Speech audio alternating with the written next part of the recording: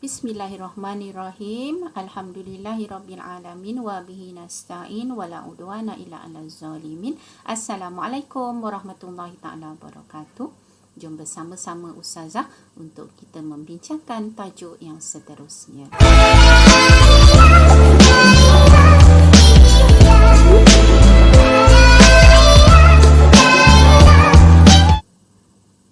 Tajuk yang seterusnya yang akan kita sama-sama bincangkan masih lagi di bawah tajuk perkahwinan, pelajaran yang ke-12. Kita lihat apa standard kandungan. 4.2 6.7 menjelaskan perkara-perkara yang berkaitan perkahwinan dari segi ciri-ciri pemilihan calon suami atau isteri, merisik dan juga memilih. Perkara-perkara ini berkaitan dengan perkahwinan dalam Islam. Islam telah menggariskan untuk kita sebenarnya. Bagaimana untuk memilih, bagaimana untuk mencari calon suami atau isteri yang betul-betul bertepatan untuk sama-sama melayari bahtera alam berumah tangga. Jadi kita lihat bagaimanakah agaknya ciri-ciri yang telah ditetapkan oleh agama Islam supaya rumah tangga yang bakal kita bina akan berkekalan hingga ke jannah insya-Allah.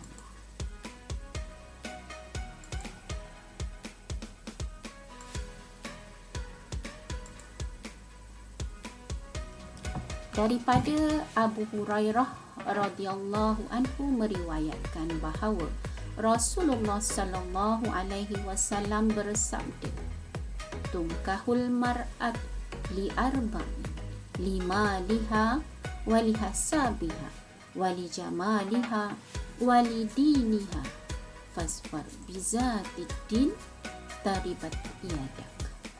Muttafaqun alaih, yang bermaksud perempuan itu dikahwini kerana 4 perkara, iaitu kerana hartanya, 5 kerana hartanya, wali hasabiha kerana keturunannya, wali jamaliha kecantikannya, wali diniha dan kerana agamanya.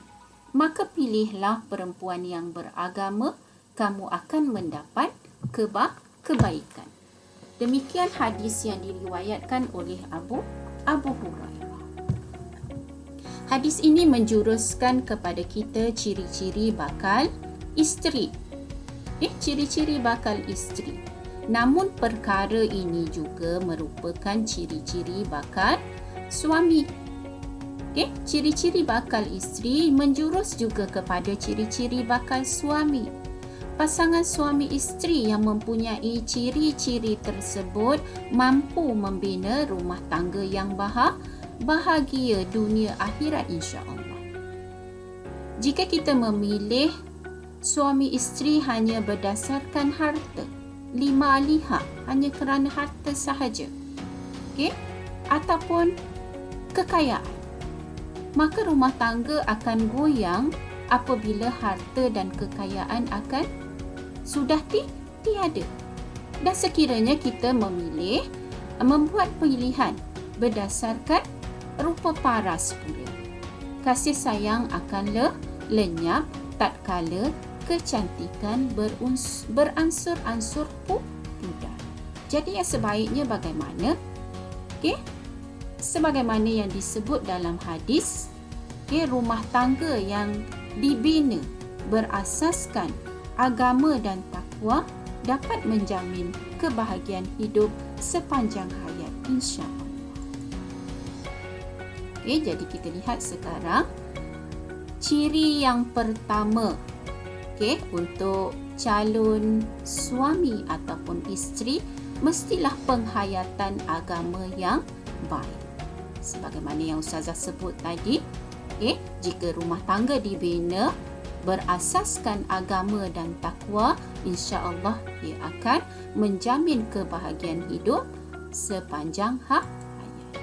Yang kedua, tidak salah kita memilih rupa paras yang baik.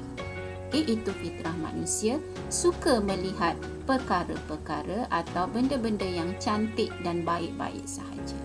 Yang seterusnya, akhlakmu mulia. Sudah barang pasti kita ingin calon suami atau isteri yang akhlak dia baik.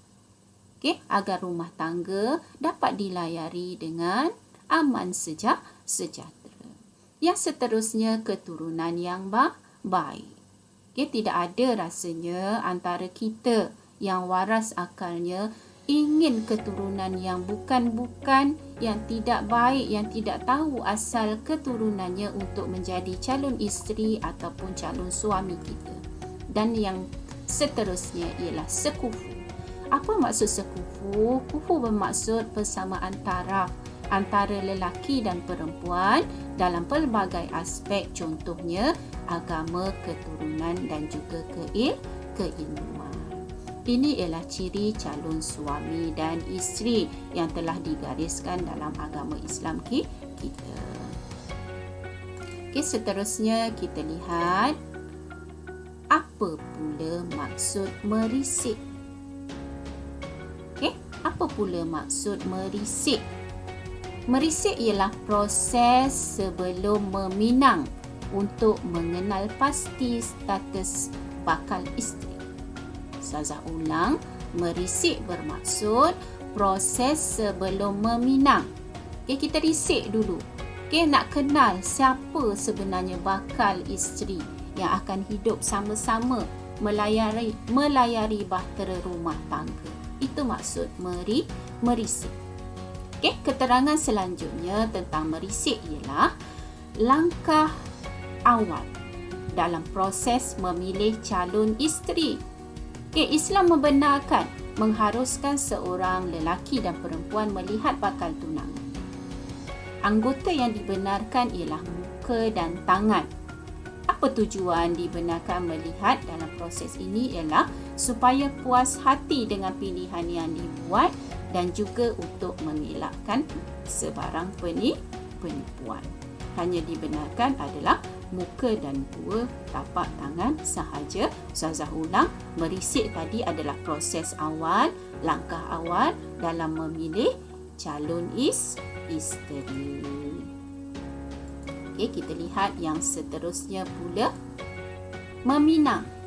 Proses yang seterusnya setelah dikenal pasti calon bakal isteri tadi, kita tahu statusnya macam mana. Maka berlakulah seterusnya proses meminang. Apa maksud meminang? Meminang ialah lamaran seseorang lelaki, lamaran seseorang lelaki kepada seseorang perempuan untuk dijadikan calon isteri menurut huruf setempat. Meminang ini ialah lamaran, seorang lelaki kepada seorang perempuan untuk dijadikan calon isteri. Maklumat info seterusnya berkaitan dengan meminang ini ialah peminangan ialah tanda persetujuan pihak lelaki. Bila dah dirisik proses awalnya tadi, dah tahu status isteri, maka proses yang seterusnya ialah berlakunya lamaran. Seorang lelaki kepada seorang perempuan tersebut. Peminangan ialah tanda persetujuan pihak lelaki mengambil seseorang wanita itu sebagai isterinya. Cara peminangan ini ada dua. Yang pertama, terus terang. Aku ingin mengahwini kamu. Ataupun secara kiasan.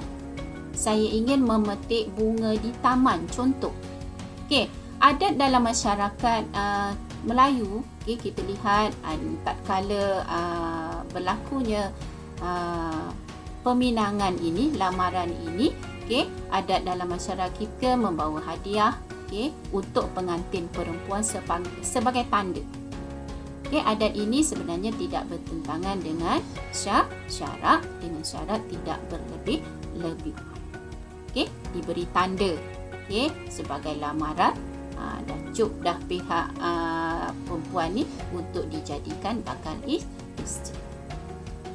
Perlu diingat di sini dalam tempoh meminang.